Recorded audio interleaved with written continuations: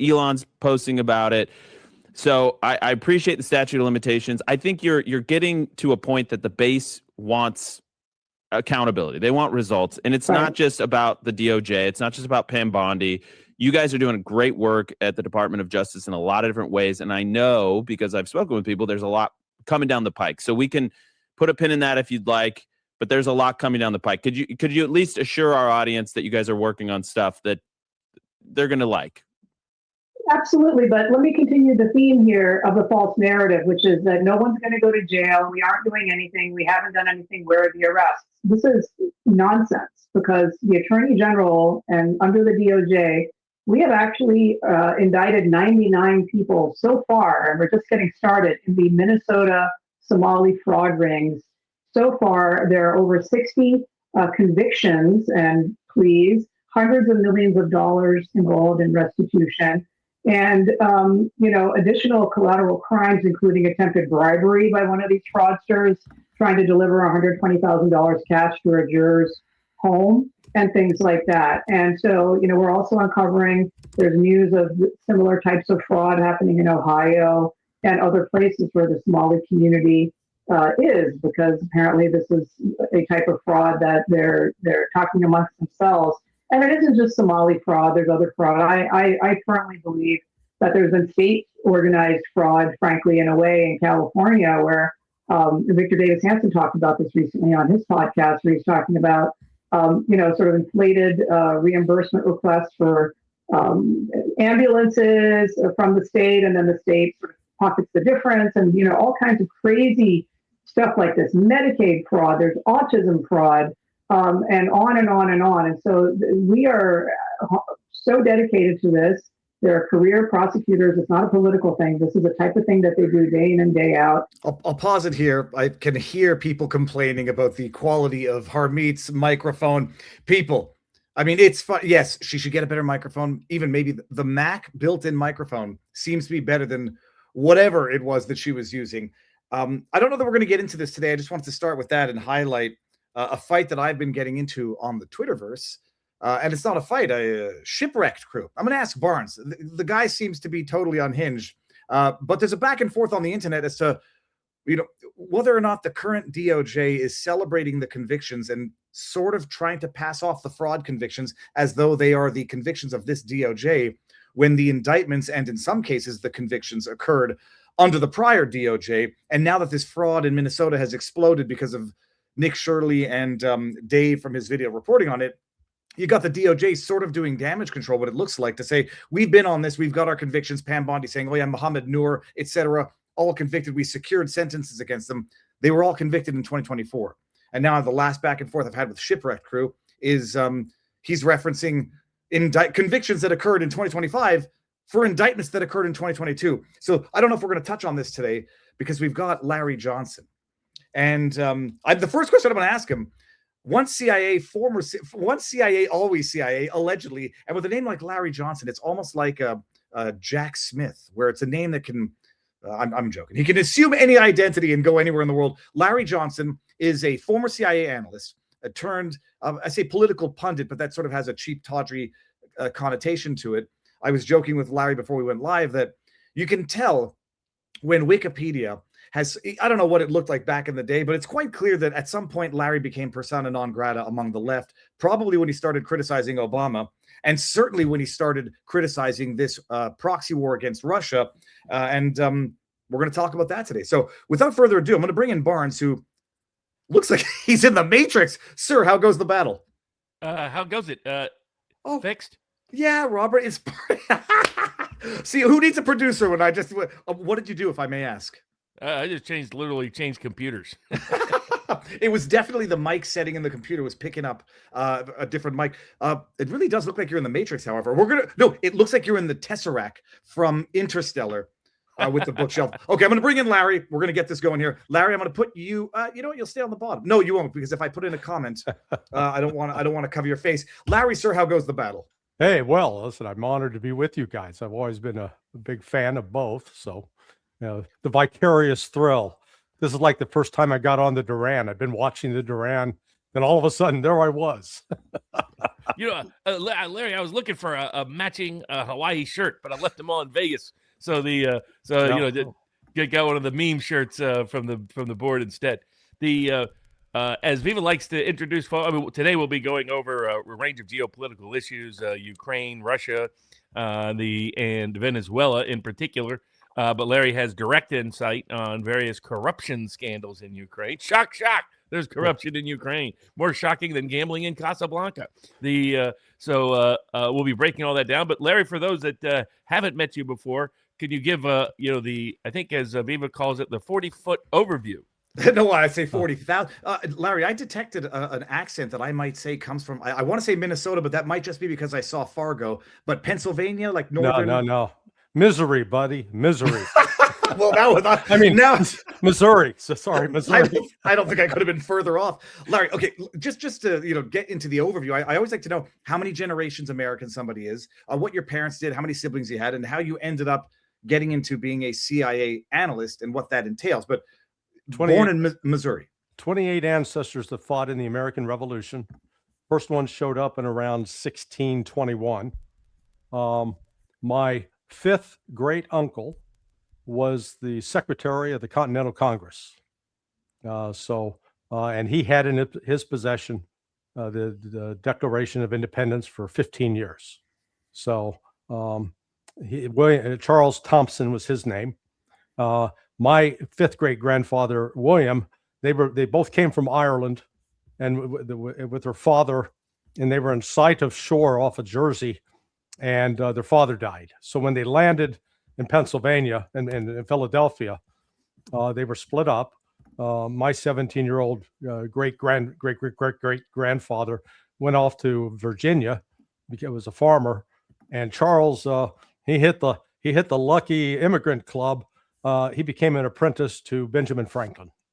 So I got some skin in this game as far as an American goes. How did you start out? How did you get to the CIA? What was that whole thing like? Oh man, so I had spent 1983 into all of 84, the first couple of months of 85 in Argentina. I was supervising the construction of a church, if you can believe it. Came back, I needed a job, and the CIA was hiring. And so the pastor of the church that I attended, he was friends with Senator Orrin Hatch, and wrote Hatch a letter. And so Hatch got me a recommendation, but I went and I took the tests and got through the test and the process started in March of 85, and then I got my entered on duty assignment in September. I think it was like September 15th of 1985. And that what was interesting about that class, I was in what was called the career trainee program. I had one of my other colleagues in that program, Valerie Plame, Steve Hall of the 51 guys who signed on to the letter that the Hunter Biden laptop was a Russian disinformation. And then most recently, Susan Miller, who's come out as she was chief of station in Tel Aviv. And turns out she was the author of the 2017 intelligence assessment. So I had a pretty interesting class. I spent 4 years at CIA, left in October 31st of 1989, moved to State Department's Office of Counterterrorism, worked there for 4 years. Then when I left state in 93, set up a consulting business. For about 4 years, I was partner with Ambassador Morris Busby. If anybody's ever seen the Netflix series Narcos and Ambassador Crosby, that's Busby. So Buzz and I were business partners up until 1998. And then we formed what was called Berg Associates. Former chief of international ops, Bobby Nieves, was one of my partners. John Moynihan, who's one of the brightest money laundering experts in the world. He ran New York City's undercover operations for 4 years. So we set up a firm. We did money laundering investigations overseas. We brought a civil RICO case against the tobacco companies for money laundering. Philip Morris settled that in 2004. And then all during this period, I still had my clearances and continued to script counterterrorism exercises for JSOC and SOCOM. So I've had a boring life. I mean, I guess you're in the CIA for 4 years. It's not, I say not that long. I don't know what the average tenure is. It's a long time ago. Do Yeah. you manage to maintain any contacts within the CIA? And, Oh, yeah. and my broader question is, everyone on the outside assumes the CIA is a corrupt, lawless organization that drugs homeless people and, kidnaps people and whatever. Yeah. Was it that way back then? And is it still, I mean, has it changed or gotten worse? I tell people, the Hollywood image is Pierce Brosnan, Sean Connery. The more accurate one is from Scott Adams. It's Dilbert. Okay. That's the CIA, Dilbert. It is bureaucratic. It is, one of my colleagues. He was on the ground in Afghanistan. He's been very active, but he always said that, look, CIA would do a better job of hiring people if it just had a bus drive around Northern Virginia and the Maryland suburbs and just randomly pick people up and sign them up. He said the CIA would be better off. So it's a large bureaucracy with secrecy. So they get to hide a lot of what they do behind the shroud of secrecy, without being this nefarious organization that's a well-oiled, menacing, malevolent machine. Because I can tell you story after story of how they cock things up. I mean, one real quick anecdote. Remember when the Contras were the number one priority, at least one of the top 5 foreign policy priorities for the U.S. government under Ronald Reagan. And the Congress had cut off funding, but they then started the funding back up. So the Central American Task Force, which was headed by a guy named Alan Fires at the time, they fired it back up and they set up a base called Swan Island off the coast of Honduras that was going to be used to resupply the Contras. And the guy that was put in charge of the base was a buddy of Alan Fires, who was a known alcoholic. And so early on they bought a Casa 212 and this airplane that was going to be used to kick cargo out to the Contras. And they had to test that navigation system to see if it could find its way in the dark back to the base. So one day they brought in 2 Rhodesian pilots. These were contractors out of Africa. And late in the afternoon, they climbed on the plane, they flew off. And the chief of base took the beacon that they were going to follow, went into a concrete bunker, drank a bottle of scotch, passed out. Well, now the beacon's in the bunker and it can't broadcast outside the bunker. So here are these guys in this brand new multi-million-dollar airplane. They're flying over the Caribbean. They can't find their way back to the island. They finally have to ditch the plane in the Caribbean. I think it was like $20 million aircraft, sinks to the bottom. They float around in a raft for 2 days until they're picked up by a Soviet trawler. So that's your CIA in action. And I'd like to say, that was an aberration, but I can tell you story after story of that kind of incompetence. Did they have to eject with the seats, or how did they get out of the plane? No, they crash landed and climbed out the doors. What led to your interest in geopolitics? What was it, working for the CIA? Did it predate the CIA, or did it postdate the CIA in the sense of trying to master the complexities of geopolitics in the modern world? Okay, let me ask you a question, Robert. How old were you when you read William Schreier's The Rise and Fall of the Third Reich? I was in high school, probably. I was a nerd. I was 13. Okay, yeah, fellow nerd. So that's it. I was just naturally drawn to it. Of course, I went to my junior high school. I was literally 500 feet from the front door of Harry Truman's house. Oh, wow. Yeah. And I have living memory. I'm that old of seeing Harry Truman walk the streets with his fat bodyguard from the Sugar Creek Police Department, a guy named Mike Kelly. Kelly would be waddling behind Truman. Truman's, humping it down the street, 79 years old. Oh, wow. You go to work with the CIA, you come out, you do a lot of work. When you were saying money laundering expertise, I thought you were about to say one of the greatest money launderers, just because the nature of that world. But at what point do you start Sonar 21 and decide to share your insights for the rest of the world? It actually started off as No Quarter. And that was about 2003, 2004. It was about the time that Valerie Plame was outed. because when Valerie came out and they were claiming she was just a secretary and she wasn't I knew she was a NOC. She was a non-official cover officer, and she ran other NOCs. So she was in the most sensitive, most secret of positions, and they were trashing her.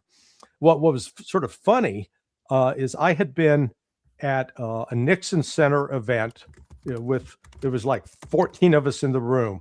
Jim Schlesinger was there, Charles Krautheimer, Patrick Lang, he used to be the chief of Defense Intelligence Agency's Middle East Division, and one Joseph Wilson, ambassador. And this was like December of 2002. And it was chaired by Dimitri Simes.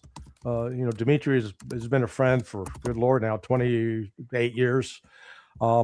And anyway, the discussion was about, were we going to go to war in Iraq? So, and at that time, I didn't know that Joe was married to Valerie, because Valerie had been one of my classmates. I didn't find that out until actually, when they mentioned Valerie Wilson, I didn't make the connection until one of my classmates called me up and said, "Hey, that's our Val." I went, "What?"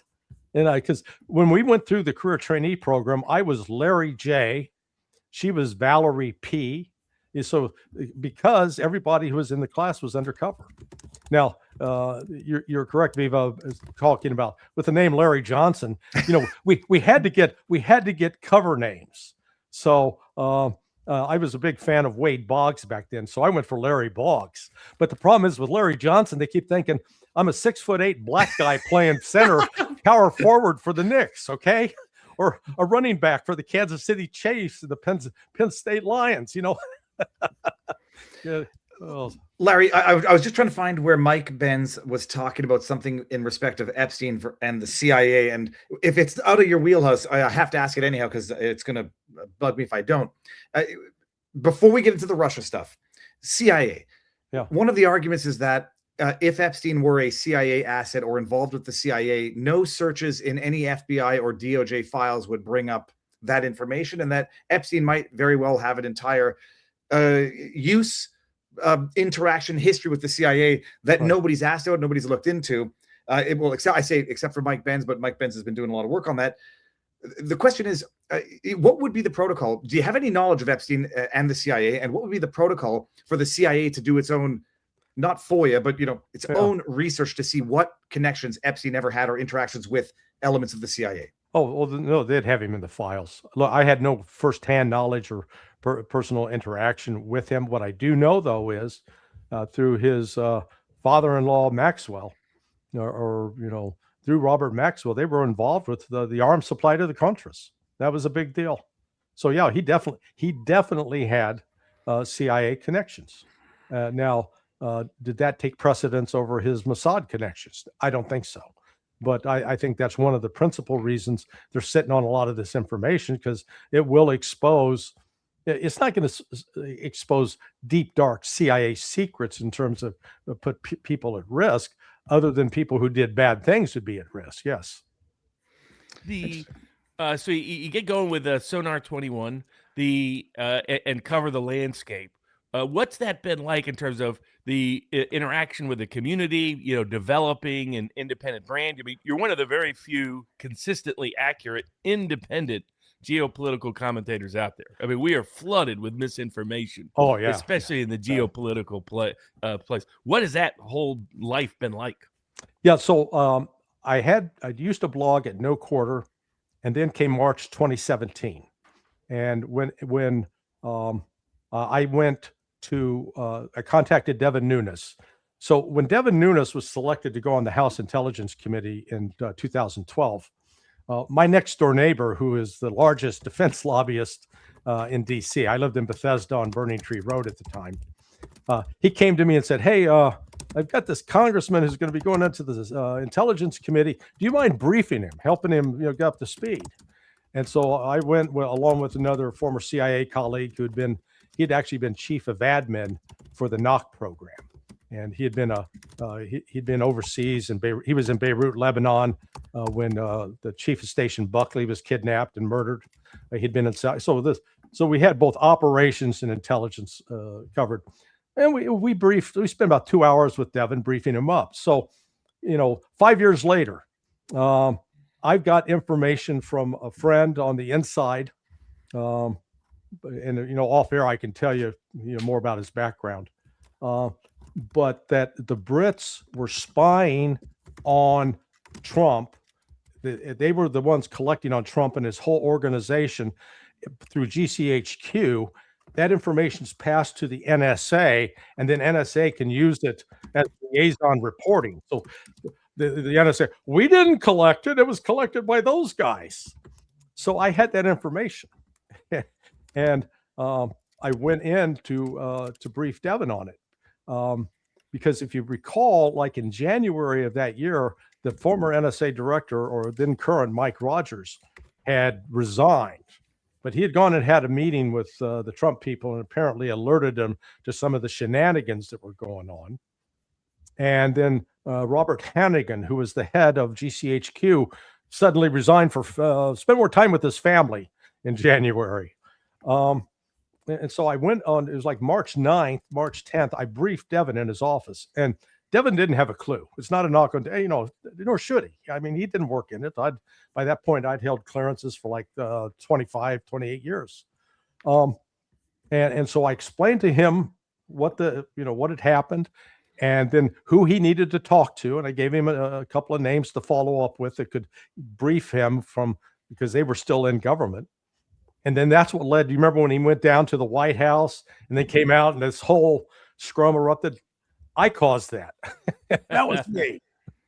So that's when I started. The media then came after me with a vengeance. And one of my business partners, even initially, he cut off contact with me because he was being told by DOJ that, I was dangerous. Now he apologized later and said they were full of it, and realized that I'd been played. But so out of that, I went sort of low key, and I wrote under alias at Pat Lang's blog. Pat was the former chief of Middle East Division at DIA. He'd been defense attaché in Saudi Arabia, Yemen. He set up the Arabic program at West Point.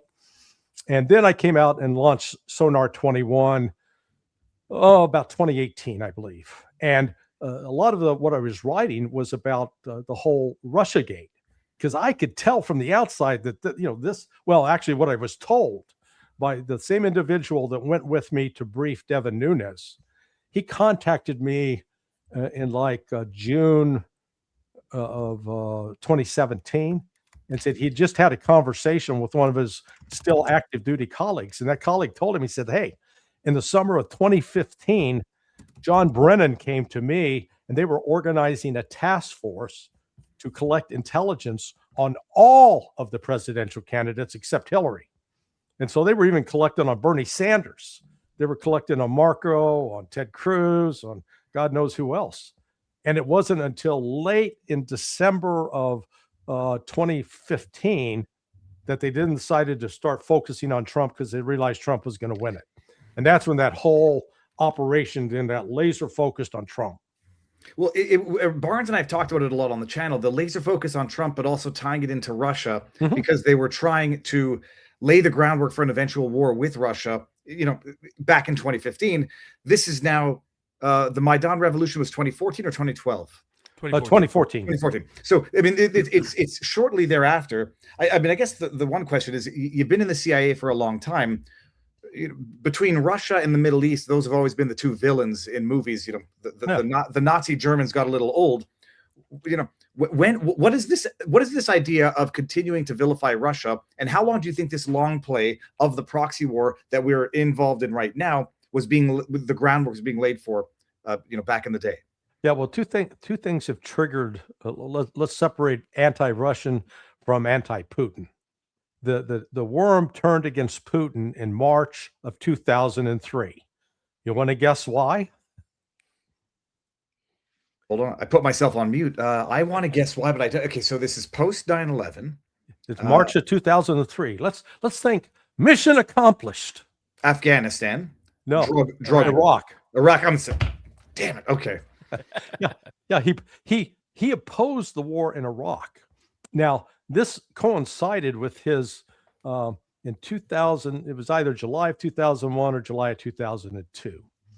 So remember, when he took over on August 9th of 1999, the Russian economy, to call it a shithole would have been an insult to shitholes. I mean, it was terrible. I talked to Matt Taibbi, who lived over there at the time, and he even recorded, there were times where you would even see bodies in the street. I mean, Russia's society was in a collapse. It had gone from life expectancy for men, it dropped from like 63 to 56 in a 7-year period. They had at least 8 million suicides above and beyond the normal death. It was a disaster. And yet all these Western capitalists, or let's call them oligarchs, were in there partnering up with other aspiring oligarchs in Russia, and they were bleeding the place dry. And so by 2002, Vladimir Putin had a come to Vladimir meeting with all of the oligarchs, called them into the Kremlin, and basically said, hey, here's the deal, guys.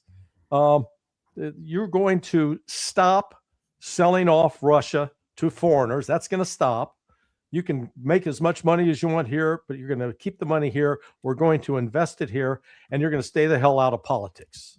Those are the terms. And if you don't like it, I'm going to put you in prison.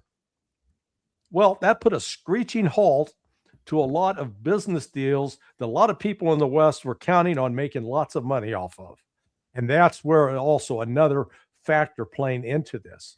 What is fascinating is Russia is consistently described now in the West as this imperialist military power.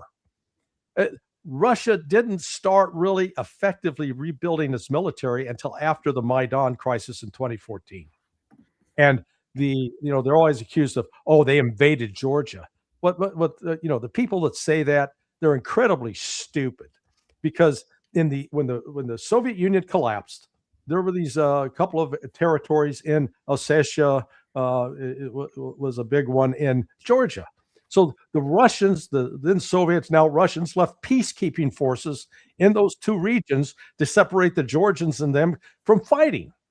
And then it was only in 2008, at the encouragement of NATO, that the Georgians attacked the Russians, and then the Russians turned around and beat the hell out of the Georgians in 2 weeks. That was the extent of it. But yet Russia has been constantly portrayed as this voracious imperialist power. And I always come back and say, how many military bases overseas does Russia have? How many colonies in South America, Central America, Africa, Asia has Russia had? And the answer is 0. How many does the United States have? Oh boy, that's a long tail. So it's just, I've always been, I'm the one that always got in trouble for raising the question. Within 6 months of my arrival, when I started my job as the analyst, I was the Honduran analyst, and the then director of the Office of Africa, Latin American Affairs, John Allen was his name, called all the new analysts into his office. And he says, hey, I hear they've got some morale problems. I'd like to know what those are. And I was 31. I should have known better, but I admit it, I was stupid. I thought he really wanted to know. So I told him. I said, well, John, I said, it's pretty simple. I said, last year, your predecessor, the guy's name was Rick Stakem. The analysts called him Rapem Stakem. Okay. He wasn't exactly beloved. The counterpart to Stakem, a guy who was the chief of the Near East division in Near East Asia that handled the Middle East, he got a $25,000 cash award. He threw a party for his analysts. And what did Rapem Stakem do? He took his $25,000 and bought himself a Lexus. And so I pointed that out. I said, that's the problem, John, that the analysts don't feel appreciated. He turned bright red. And then he turned to the other. There were about 15 other analysts in the room with me. All of you out, you stay. And proceeded to chew my ass for giving him an answer that he didn't want to hear. So I'm still that person. Now, getting into you, so we get the Ukraine. There's efforts to use Ukraine against Russia going back to the 1800s with the Poles and others. Extended, of course, throughout the 20th century. Always been this sort of borderlands region. Literally means borderlands in the language. Right. All of that, escalates. With the Banderite movement into the post-war, Operation Gladio after World War II, and our left behind units there. And then we really goes on, starts in the 70s and 80s here at Harvard, where the Ruthenians, as they used to call themselves, become the Ukrainian nationalist movement with a lot of little unfortunate neo-Nazi ties and actual Nazi ties. But they, recreate this sort of fake history that the various problems that happened in the Soviet Union in terms of famines were just at Ukraine, just for the Ukrainians, when it was actually the Kazakhs and others who are actually the primary victims of that, particularly in Kazakhstan as it's now stood. All of that jazz. So there's the longer, broader history, the kind that, Putin could probably spend 20 hours on. The thing, before we get into the Ukrainian corruption scandal that business partners of yours have helped identify, right? In the broader story, like we just finally released the conversations between George W. Bush and Putin. And what's striking to me, it's not surprising, but at a certain level, it's surprising, is just Putin's experience, like he detailed Oliver Stone and others, as he thinks American politicians might mean well, but as soon as they get into power, the men in gray suits arrive and they take over everything.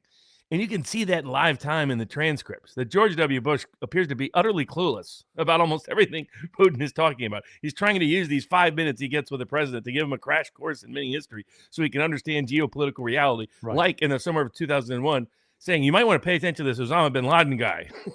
The Bush like, whatever. It's all cool. Oh, this dude's handling it. That guy's handling it. I mean, the George W. Bush appears to not know, other than he's almost like the press spokesperson for the country, not the actual policy maker for the country.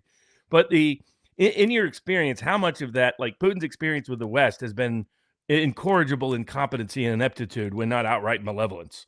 Go ahead. Well, no, I say it's been a little bit like, I think of Vladimir Putin as Charlie Brown and the West as Lucy with a football. Okay. Except, Vladimir has now learned that he can't, even if the West keeps offering him a chance to kick the football, it's not a real offer, because he has taken a couple of swings and misses. What's fascinating is, when Putin was brought into office on August 9th of 1999, because of the start of the Second Chechen War, which had started really on August 7th. And I think the security establishment's fear that Yeltsin was just not up to dealing with that. And it was over time that they learned that one of the biggest providers or people helping light that fire was the United States through the Central Intelligence Agency, but providing weapons, providing training, tapping into the same people that we'd used in Afghanistan to try to force the Soviets out of Afghanistan. And yet, in spite of that, Putin continued trying to establish good relations with the West and asked, George W. Bush at least once, if not more, to join NATO, which was rebuffed because, by God, if Russia joins NATO, how do we justify $1 trillion budget? Well, you can't have that. It goes back to the slush fund of it. If Russia joins NATO, then what purpose does NATO even have to exist in the first place? Exactly. Although many people ask what purpose it has right now other than to continue to fight Russia. Another thing that's always blown my mind here is people accuse Putin and Russia of what's the imperialistic global dominance, a country with a population of 150 million, which even if anybody believes that, they also believe that they're having trouble fighting Ukraine. And in all of their fears of global dominance, they push Russia towards China, which is the easiest way to ensure an alliance that will lead to global domination or global dominance. And Russia, having lived through communism, I would imagine they would want nothing to do with China. I mean, except in as much as it's economically useful. What is the rationale to continuing to vilify and push Russia into a corner where it has to ally with other nations and might indirectly lead to some form of global dominance? Well, that was a Rand Corporation report that laid it out, and Aaron West Mitchell followed it up with a national interest article that was based on a paper he submitted to the Pentagon's Office of Policy Studies or whatever. I forget the name of the particular office. He did that in 2020. The article was published August 2021. They've always conceived of, we're so blind in the West and we see things only from our perspective, and we're incapable of, and we always paint it in terms of this narrative that is based on what I call psychological projection. So we perceive Russia and China as these imperialist powers, although history going back 1,000 years shows, Russia has been worried about the countries on its periphery, but it has not been, it's never created an army that's been intended to sail around the world to conquer another territory. It did march into Paris in 1815, but that was part of a broader European, all the Europeans that hated Napoleon, and Russia went along for the ride to sort of pay back for the attack on Moscow. But Russia has never been this imperialist power. But our narrative, which was shaped in large part by the number of German SS officers that we took into the CIA and military intelligence after World War II, was that these Soviet communists were voracious. They didn't understand that the reason Russia kept Poland, Czechoslovakia, Romania, they needed a buffer state against the West, because this was the third time in 150 years that they'd been attacked. Now, what sort of undercut that lie that Russia was, the Soviet Union was this, an irredeemable imperialist aggressor, is they gave Austria back to the Austrians for a pledge of, that they'd be neutral, and the Soviets walked out. So, that sort of destroyed that meme. And again, with China, recall that during World War II, when the Chinese, you had both the commies and the Kuomintang, they were fighting 70% of the Japanese army. 70% of the Japanese army was deployed on the mainland. We in the United States were fighting 30% out in the Pacific. Russia was providing military assistance not only to Mao and his crew, but to Chiang Kai-shek and his crew. Because Russia saw that as that China played an important role on its border. And even though that they were not, it wasn't, Asia is not a Christian nation, Russia is a Christian nation. There was this relationship actually goes back quite a while. So today, here they are recognizing that the West, in particular the United States, is doing nothing but threatening them, bullying them, trying to use economics as a club to defeat them. And it's just like, what Benjamin Franklin said to my fifth grade uncle, in the Constitution Hall up there in Pennsylvania: if we don't hang together, we'll all hang separately. And I think that's where Russia and China, one of the unexpected consequences of the special military operation and Western sanctions, is it's pushed Russia and China together in a way that they might not naturally have come together this way, but they are firmly cemented together politically, economically, militarily, and diplomatically. Yeah, in my view, it will go down as the greatest political debacle of the West Yes. by any metric or measurement. You don't have to agree with my own ideological inclinations. I think we should be allies with Russia for a wide range of reasons. But putting that aside, just as a matter of geopolitical reality, Nixon, I don't think would have ever made this mistake, to give an example. A lot of Nixon's moral compass I don't trust. I definitely don't trust Henry Kissinger's moral compass. But at least they were smart enough to know, don't do something this stupid. Yeah. But speaking of stupidity, part of what goes with stupidity is corruption.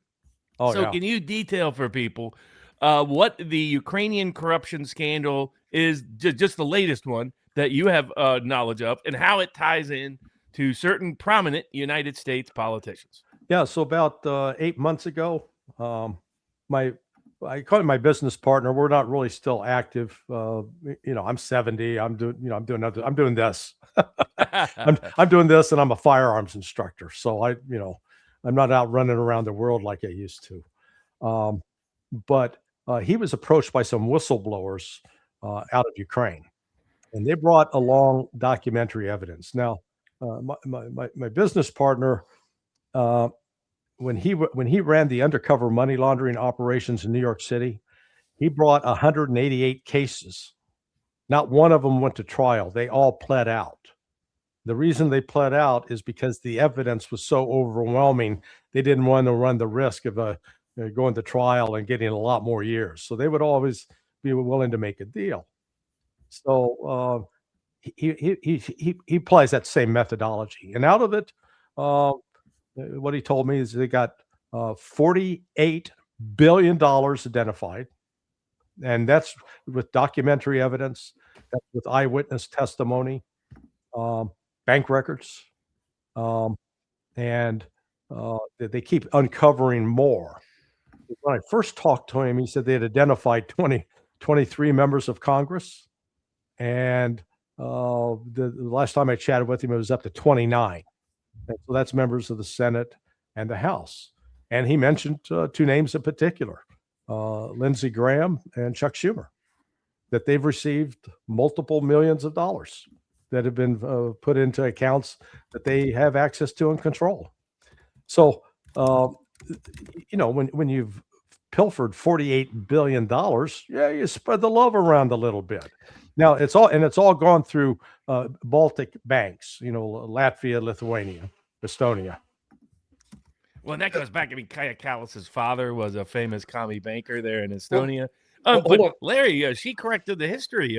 Russia's never been invaded. Russia only invades other places. I had no idea the Russians invaded Nazi Germany. Russia invaded Napoleon France. I didn't get the Kaja Kallas version of world history. But it's no coincidence the Baltics, who are incredibly belligerent, but that they are in on the scam. That, like, the more you dig, it seems to me that some part of this is ideological indoctrination. Some of this is globalism on steroids, that Russia was supposed to be the broken up, tiny and little mini states. The global is supposed to run it. Soros is supposed to rape it blind. And, the Clinton Foundation was really established so that they could rob Russia blind. And Hillary has never given up her bitterness about Vladimir shutting that door. But another part of it is this is just grift. Like, I think right now with Zelensky and half of what he's doing is, how do we keep the grift going? How do we keep it 3 more months, 6 more months, 1 more? It has nothing even to do with ideology. A lot of people are just lying in their pockets. No, exactly right. But Larry, quick question. It's about the Chuck Schumer, Lindsey Graham. I mean, what's the nature of the money, the mechanism through which they're getting it, the pretext under which they're getting it, and how much is it?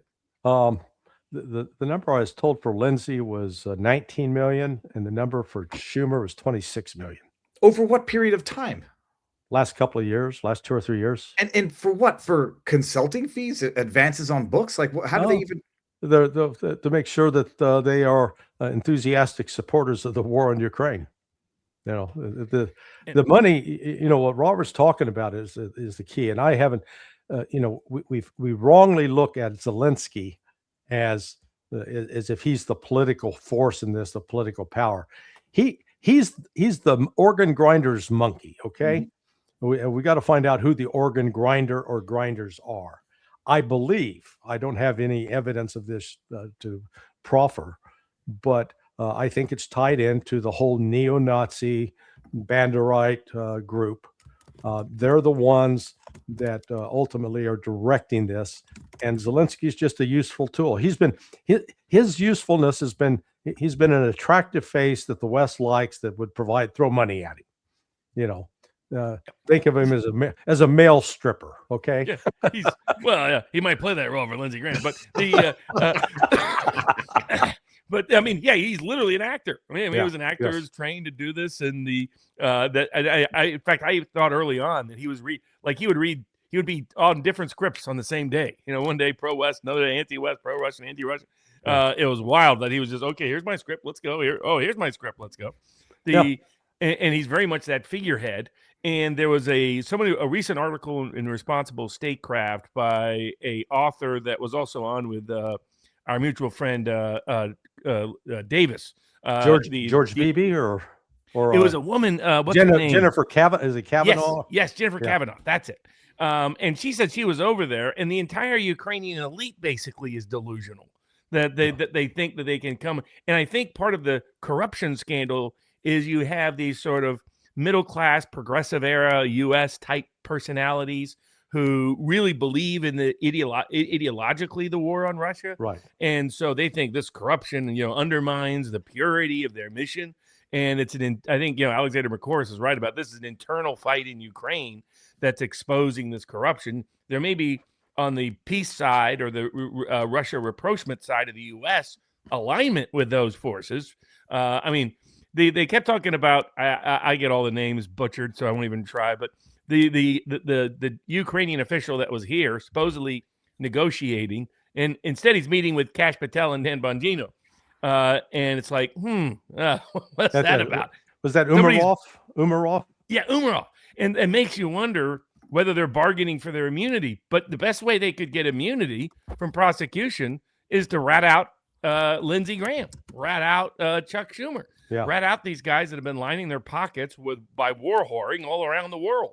I mean, I don't think Lindsey Graham's met a war he doesn't want us to get involved with. I mean, right now he would like us to be at war with China, Venezuela, Russia, and Iran. Yeah. It's like, how many wars are we going to do at the same time just to line his pockets and his pals' pockets?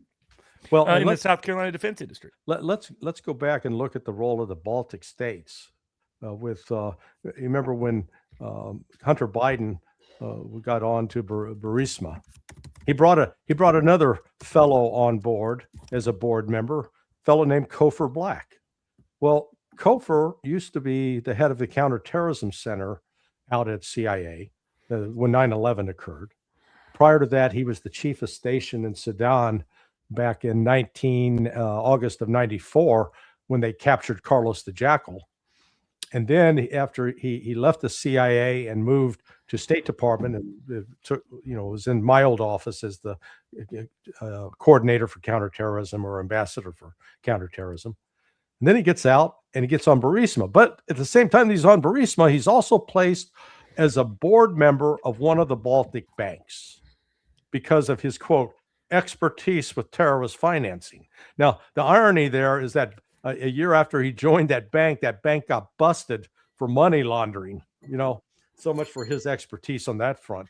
But again, you got to ask, what's a CIA guy with that kind of background doing on the board of a Baltic bank?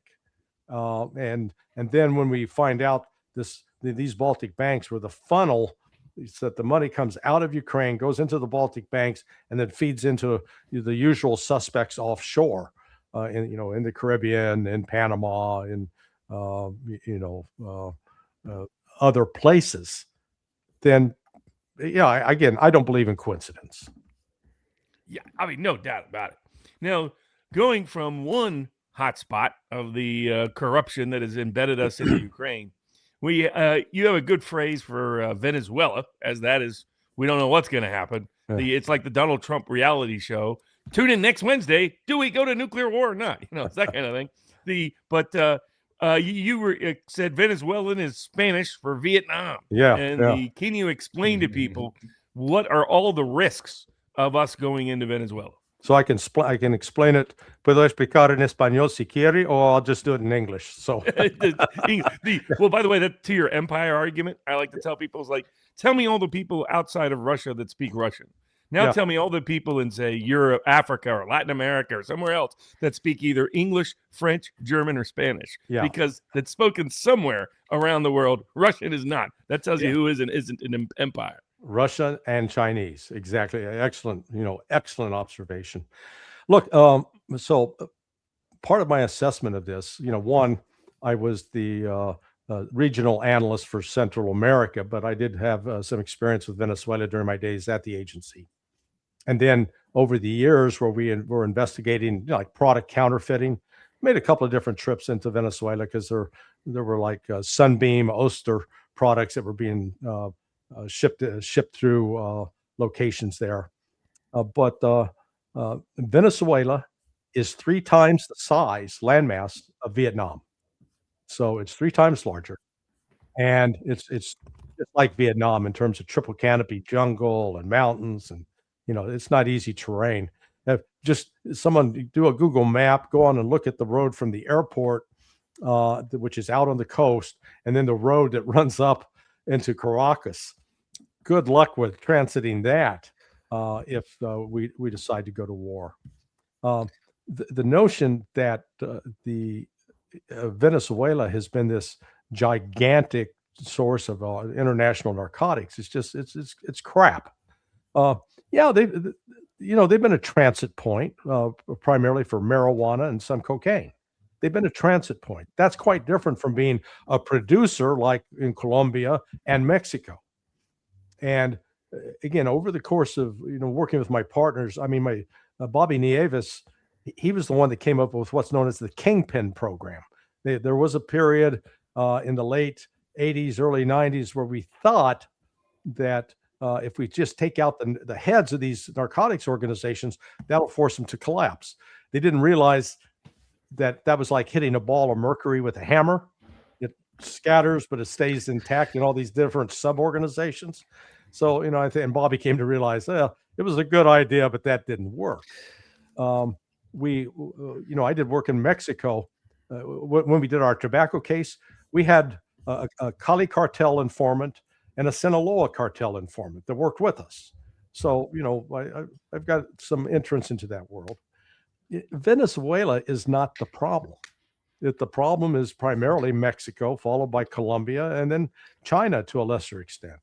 I brought up the map. I just want to add it again because, like, in terms of anything, I'm going to ask the obvious question: is this threat of going to war with Venezuela not what people refer to as the literal distraction because things are going a little sideways elsewhere? It's in terms of migration. Does it play any meaningful role in the illegal immigration that comes up through the Darien Gap? No. I mean, okay. It's coming out. Yeah, it's not, because that's Colombia, not Venezuela. Yeah, that's all. I mean, that's why Colombia. I changed the map location. I can't get back to my screen here because we're talking about, like, Colombia. We know is the coke producer of the world. I'm just wondering to what degree Venezuela is also involved in that. That it would be the target and not Colombia, other than there being political reasons. It's not where the migrants are coming through, and so what's the rationale even to utter this other than regime change for a sympathetic president of the country, or as the ultimate distraction, like when Bill Clinton was getting impeached for the BJs, he goes and bombs a factory in, I think it was Sudan.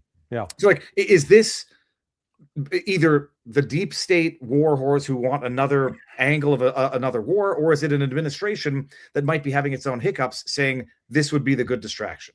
Well, this actually started in 2018 during Trump's first term, because I started doing some research when I heard of, they started talking about Tren de Aragua, and I'm going, where the hell did that come from? And then discovered that Tren de Aragua first surfaces in news reports that are planted in Peru and Argentina, I believe, in 2018. Now that tells me right away that was a CIA op. I did some time when I was with the agency working what they call covert action programs, where you're feeding information into systems. So that had all the hallmarks, in my view, of the sudden appearance of this group, and particularly a group that's in Venezuela, but you're publicizing it in Peru. That's interesting. So I think this was part of a CIA narrative. And in fact, in 2018, again, I don't have access to the classified information. I stopped using my clearances back in 2017, 2016. The fact that I'm sure Donald Trump wrote a CIA finding to overthrow Maduro in 2018, and that this activity was just part of that. This is when we saw the, Juan Guaido emerges as the preferred candidate. And that, I think, when Trump left office, that finding was still in place. I'm not sure how much emphasis it got during the Biden administration, but they continued to heap on sanctions against Maduro. And now Trump comes back in and, hey, game on again. What's so odd about this is they can't seem to settle on a narrative. First, it's, the narco-terrorist narrative. Then at the same time, I don't know if you saw that Gary Bernson, he's a former CIA officer. He's the one that wrote the book Jawbreaker, and a former New York Times reporter, Ralph Pizzullo. They're all pushing this story about, no, Venezuela was central to the Dominion machine and stealing elections around the world. And that's a whole load of crap. Yes, the Dominion machine can be manipulated. Yes, but the 2020 election was stolen the old-fashioned way. Pre-printed ballots that were printed in Long Island, New York, and shipped out over a couple of months all over the country. Millions of ballots that had Joe Biden in, and they were fed into the machines. But that's where it happened. But they're trying to say, oh, we need to go after Venezuela because they're this rogue state interfering with elections. And now, no. It's the Chinese influence, Chinese and Iran and Russian. It's Monroe Doctrine. It's half of Monroe Doctrine because, I'm sure as Robert can explain more eloquently than can I, the Monroe Doctrine had two sides. One, foreigners, keep your hands off of us. And you know what? We'll keep our hands to ourselves and not bother you. Well, we don't like to read that last part because we are constantly meddling in other countries. So I'm not sure what the real reason is. But whatever it is, it's not going to be effective because, we blow things up. We learned trying to blow up Saddam Hussein. How did that work out? You didn't get Saddam Hussein changed from power until we put Delta Force in on the ground. And it was Delta Force that captured Saddam Hussein. And once we captured and got rid of him, problem solved, right? Oh, no. Problems continued. In fact, got a little worse. So Venezuela, when you compare in Vietnam at the height of our involvement in April of 1969, we had 543,000 troops in Vietnam, and we could not control the country. We couldn't defeat them. And yet we've got 18,000 troops now lined up potentially to do something in Venezuela. I mean, we haven't learned. We don't learn from history. And speaking of which, can you explain, like, the other factors is beyond Venezuela and the Maduro regime, you have all of the, like, up in the jungles is mostly uncontrolled territory still by the Colombian and the Venezuelan governments. I know Patrick Lancaster was there. He was looking nervous. He was like, I didn't plan on being exactly this location. This is a guy's been in the middle of the Ukrainian battlefields, and you can tell he's eager to get out of there. He got sick just speaking of the road you were talking about. He took one of those roads up there, and he's like, everybody's vomiting because of how crazy just to travel a bus. Yeah. But you've got FARC, you've got left-wing rebels, you've got right-wing rebels, you've got old death squads, you've got drug runners, you've got arms runners, you've got human traffickers that largely dominate this huge jungle region. And you could have Venezuela spill over into Colombia. That could spill over in all kinds of ways. Then you would have an immigration crisis because then you have another refugee crisis like we've had over and over again. That all of a sudden Trump, in the name of controlling the border, unleashes and opens the border because people have no choice if they're fleeing these war-torn regions. I mean, people forget that's why we have a lot of El Salvadoran and Guatemalan and Honduran immigrants to begin with, is because of the 1950s overthrowing their governments, destabilizing the region, leading to a rise of gang control that has led to them having no choice but to flee into the United States of America. Our immigration problem is largely a product, not entirely, but largely a product of destabilization in Central and South America. So why we would, for the guy whose number one issue was stopping immigration and controlling the borders, wanting to unleash the very cause of that open border policy, is beyond me, other than Narco Marco and all of his little ambitions. Yeah. But could you explain how the kind of groups that are there that have been there for a long time could be that any destabilizing action towards any government in this region could unleash a nightmare of violent chaos and a flood of refugees into the United States? Yeah, no, you've got these very, very long borders with both Colombia and Brazil that are, again, you're out in the middle of jungle, and it's not easy to control. If the Trump administration's, now they're talking about putting an embargo, a naval blockade on Venezuela. All that does is never underestimate the entrepreneurial power of a lot of these people that live out there in the jungle. They find opportunity, man. So all of a sudden, you can't bring it into port, but by God, we can bring it across the border. And go back and look, Colombia has been fighting the FARC for at least 50 years. and haven't been able to contain them or defeat them, in part because they can always get across the border in safe haven in Venezuela. They can go, R&R there. So the only hope that the United States would have of possibly controlling that would require a deployment of probably 1 million soldiers. Well, we only got 470,000 right now in the Army, so we're a little shy right now. Give us some time to work up to that. The linkages between let's so-called these revolutionary groups and the criminal gangs that are making money and the government officials and the military, it is a recipe for chaos. And that's what frightens me is what I know about our history of not planning for when we went into Iraq in 2003, there was zero planning. Yeah, General Garner did some, but they were quickly displaced by L. Paul Bremer, Jerry Bremer. And Jerry and I used to be friends, but because of my stance on the war in Iraq, that friendship ended. But I tried when he was named to become, the poobah of Baghdad. I called him up and tried to say, hey, let me connect you with Pat Lang, because Pat was the last U.S. government official to hand carry intelligence to the Iraqi army during the Iran-Iraq war. He was involved with helping the Iraqis plan their final offensive against Iran. Defense attaché in Saudi Arabia and Yemen, knew Arabic. He set up the Arabic program at West Point, taught there for 2 years with his wife, Marguerite. So he knew a thing or two about the Middle East. And when I offered him up to Bremer goes, no, I don't need to talk to him. And Jerry didn't know a damn thing about Iraq. So that was that lack of planning. And if you think that there's been, quote, intense planning on this, no. I mean, I had another friend he was put in charge of the Iran task force in like 2007. And again, when they came time, they were literally planning to launch U.S. military operations in Iran.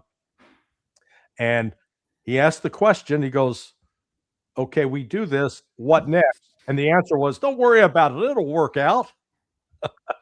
That's our consistent answer on all of these. Larry, I got two questions. One is, I'll start with the easy one. For all this talk about the drugs being the issue, what do you make of Trump pardoning the former Honduran president who was convicted on drug trafficking? I mean, some people say they want that so that he could spill the beans. I don't know, work to their political advantage. Others say it's just, abject hypocrisy. Do you see any strategic reason for doing it? And what do you make of it? No, I'm with the abject hypocrisy crowd. Mm-hmm. Well, most likely there are somebody who's made financial contributions to the Trump campaign has also got a relationship with that guy, and that's how you get in front of people. I mean, I'm sure you've heard John Kiriakou's story where he tried to get a pardon, and Rudy Giuliani tried to shake him down for what was it, $1 million, $2 million? So which is cheap compared to what they're paying right now, by the way. Yeah. So this is again, the notion that these guys are playing 3D chess. Forget about it. We've been, my partner and I, we went in and briefed the Joint Special Operations Command back in 2006 because they were looking for this guy Mukhtar Belmokhtar, who is the head of Al Qaeda up in North Africa, and they kept reporting like every couple of months that they'd killed him. The guy had 9 lives. He kept coming back. But his main business, he had two business lines: stolen vehicles and cigarettes. And his favorite brand to sell, Philip Morris, Marlboro.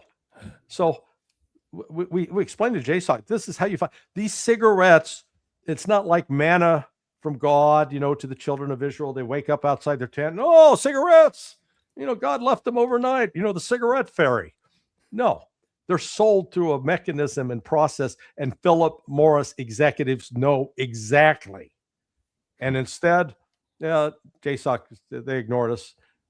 So following the money is something you can do, but it does require some work. As we wrap up, how do you foresee if Trump avoids Venezuela, it avoids escalation in Ukraine, versus if he doesn't? In other words, what that sort of map looks like? What do you think is likely to happen over the next 6 months or so in that regard?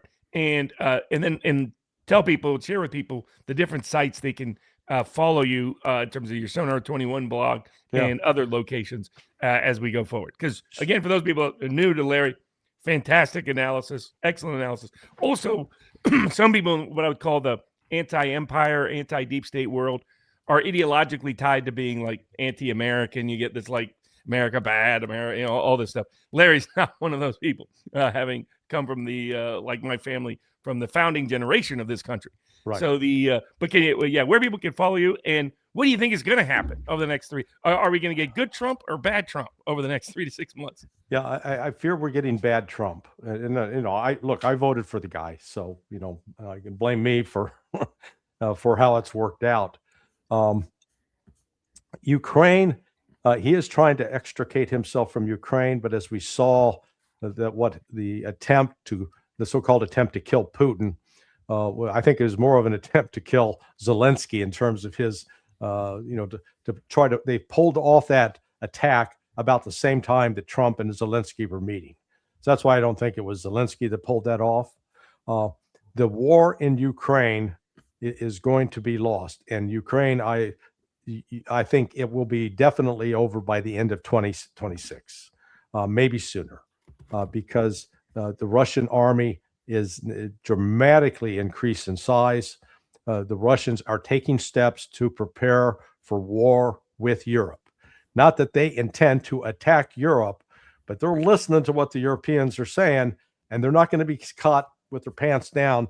They're stepping up, building up to be able to retaliate if the Europeans follow through on those threats.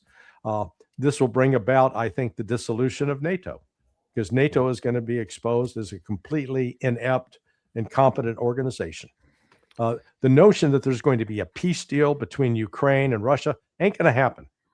This is the only deal that will be worked out will be one similar to what von Paulus signed with the Russians after his defeat at Stalingrad. It's going to be a military defeat. We'll see Russia take control of Kyiv and Odessa and Nikolaev at a minimum before this is over. And there's not a lot the West can do about it. Well, there's nothing the West can do about it unless they want to start a nuclear war. And even if they start a nuclear war, the West will come out on, nobody will come out well on that, but the West will be completely devastated. So that's insane. Similarly, with Venezuela, if Trump moves forward with military action trying to remove Maduro, that country is going to become ungovernable, and you will have a new insurgency that will then get the United States bogged down there. And then last but not least, we can't keep our hands off of Iran. And we're going to find that Iran is far better prepared now, if attacked, than it was prior to June 13th of 2025. Prior to 2025, they rejected offers of assistance from both China and Russia. Then after that 12-day war, they went back sort of sheepishly. Can we be friends? And Russia and China have stepped up significantly. So I write about all of this at sonar21.com. That's the best place to find me. Larry, I'm going to pull that up afterwards, but send me all the links so I can put them in the pinned comment, and it'll be in the pinned comment here. Let me just get a couple of tipped questions that we have here. What part of this has to do with money owed the oil companies by Venezuela because they lost in arbitration? Asks Piran. I think it's a great question. I would say probably 90% of it. That would explain it.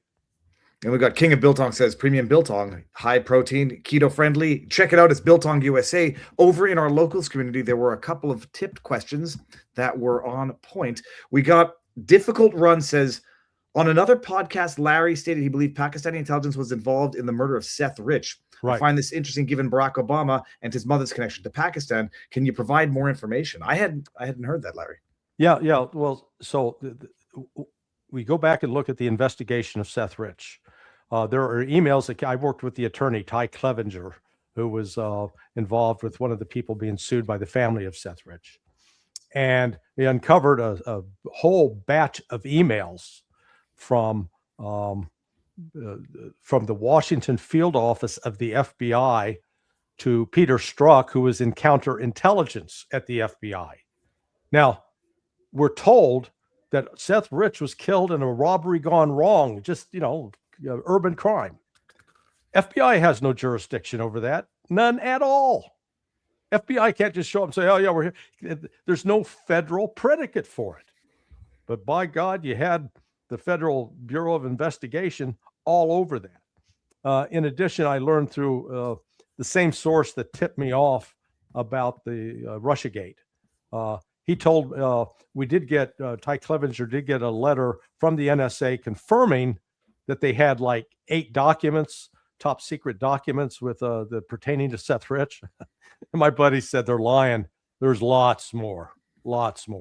So, I mean, what happened in that whole story is that the NSA, GCHQ, CIA, everybody found out that Seth Rich had passed information to WikiLeaks, that because they were intercepting everything going in and out of there. They found that out. They created the storyline from May 26th until June 10th that this was Russia engagement, Russia stolen. Mm-hmm. That was the birth of Russiagate. That was a complete fabricated story. That's with CrowdStrike cooperating with the FBI and with the CIA. But the reason I say Pakistani intelligence is because Imran Awan, who was he controlled a lot of the servers for the Democrats and the Democrat National Committee, and it was an intelligence operation by Pakistan's ISI. And I think Pakistan ISI was intent on trying to shut down Rich for fear that it'd get exposed. Because what happened is in August, Awan got arrested. It turns out he was an FBI asset. His whole family, they were on the payroll, but just a lot of corruption in that whole thing. So that long answer to a short question. That's very interesting. And Paulie Ellis says, thanks for inviting brilliant, brave truth teller Larry C. Johnson on. Thanks, Larry. I've read and listened to you ever since you began writing your wise analyses on the No Quarter site. I was crushed when you closed it and thrilled when you came back with the cold Pat Lang site. All right. And now listen to your wisdom whenever you're on. So I'm overjoyed to see you here on Robert and Viva and Barnes. And I think you got that twice. Thank you. Drip Drop says, Larry, do Western countries allow refugees into their countries due to guilt they feel on account of military action? Or are refugees part of a script used by ruling elites to sell their populations, and continued military action let in the good guys to keep them safe while we attack the bad guys who are trying to kill them? Well, I'm not sure we've ever distinguished between good and bad guys, because as you know, my former colleague at CIA, Susan Miller, said with Afshan Ratansi, hey, we're working with Al Qaeda and ISIS. So I thought they were bad guys, but we seem to find ways to align with them when we decide our interests align with them. I think it's a combination of the two. Some of it is guilt, but some of it is also just, how we continue to use people for our own national objectives, which we never really clearly define. No, I mean, it's also that you follow the money in terms of laundering that goes into these NGOs and organizations that are in charge of migration. And also, I think in Canada, using them as the next generation of liberal voters, because when you need to import a vote that you can't convince from your local population. And if they engage in some domestic terror, all the better, because now you have an excuse for the domestic security state with a constant, continuous, unknown threat that's just lingering out there. Larry, just briefly, what do you think of us? First Syrian president we have to the White House is a founding member of ISIS. I mean, a guy who had a $10 million bounty who carried people's heads around and he chopped off. But we literally invited a head chopper into the White House. Yeah, it's certainly disturbed the narrative of that we were fighting terrorism. I'm not sure at what point al-Jilani, aka al-Shara, became a CIA and or MI6 asset, but at some point he did. And again, this is how the intelligence community, when you're into these operational roles, forget about conventional morality. Right and wrong go out the window. What do you need to do to get the project accomplished?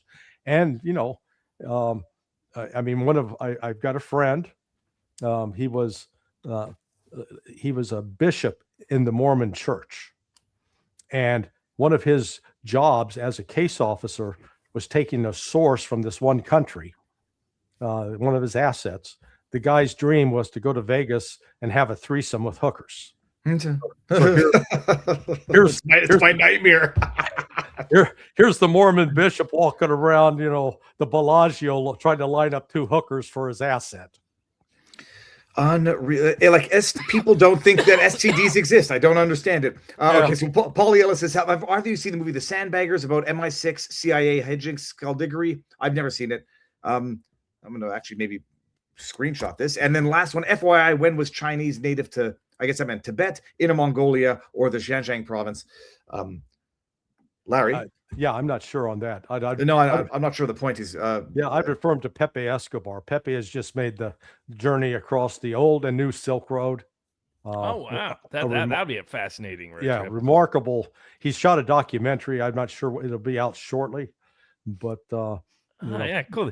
They'd be like, Alex Cristoforo does his, walking around while he's touring stuff. It'd be interesting if you ever, went to to the old Silk Road or to some of that. That'd be fascinating. Somehow cats will find him either way. That's one thing I know, because there's always cats in Alex's videos. Thanks, Larry. This was fantastic. Highly recommend Sonar 21. Catch Larry wherever he's at various. He's on with the Duran. He's on with the Deep Dive with Lieutenant Colonel Davis. And then on a range of other podcast channels, of course. And then just be doubly careful, because there's all these AI fakes coming out. Even Alexander McClures got taken in by one. No, I was watching one literally earlier, and I watched things at 2x. So I'm looking at this. I was like, man, even at double speed, the emotions don't look totally human. I slow it down to 1 speed. It's like, this is AI. And then the disclaimer was in the description. They got a huge one with Mearsheimer, by the way. There's a Mearsheimer channel and it sounds very sophisticated, but it's like, I don't think Mearsheimer said that. Keep an eye out on well, maybe it's the ultimate privilege when they're AIing us everywhere. I think somebody AI'd me as a Breaking Bad lawyer. It is flattering. Like one of my defenses, so we'll see. But it's been awesome. Everybody follow Larry at Sonar 21. Larry will say our goodbyes after we absolutely opt out. Sure. Larry, thank you, everyone. Godspeed. God bless. See you tomorrow. Thank you, guys.